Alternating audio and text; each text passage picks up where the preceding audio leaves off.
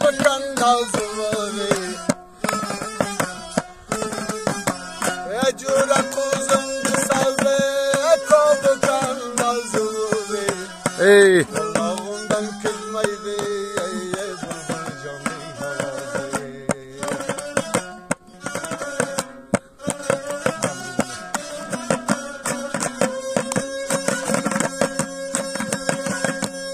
شاطر شده از گفتن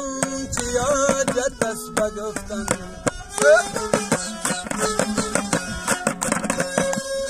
شاطر شده از گفتن چه یادت است بگفتن نصیب باشد جان نصیب باشد جان چه وقت بریم با وطن جان ای آمدم دشت و سرا سبزا بکو تماشا ای آمدیم دشت و سرا سبزا بکو تماشا خواندی دوستا خل سب بکو ای دوستا بکو نمیگا ای ملم المرده دم جانی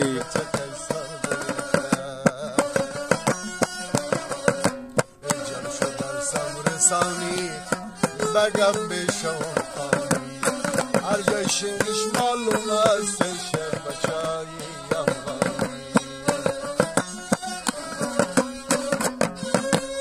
خدا جانبار شده است گلاله دار شده خدا جانبار شده است گلاله دار شده جنده بالای سخی جنده بالای سخی در شادی مزار شده یا ملا گفت لا اله الا الله یا امام گون جلی جلا جان یا ملا گفت لا اله الا الله یا امام گون جلی جلا یا بسخی دعا کنم الله ساید قلفی طلا یا ملم المرد دم بچه قیصر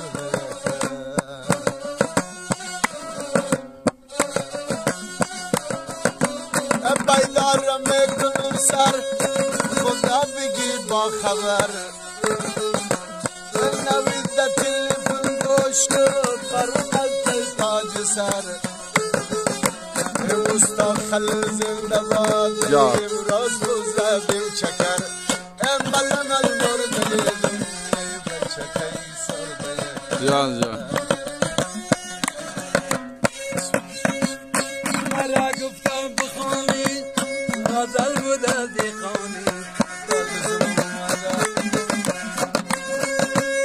آجی جان بوده باشی مرا تنها نمانی بل مارا سعی بگی بل مارا سعی بگی خلیلی جاو جانی جان جان اوستا خلیل لیوال نظر میکنه یاد جان اکو بکده بخانی میار کاری مزبه اثبات برای نظری و مردین اکه هستن خدا داد یه ملم المرده یدم ای بچه قیصر دیگه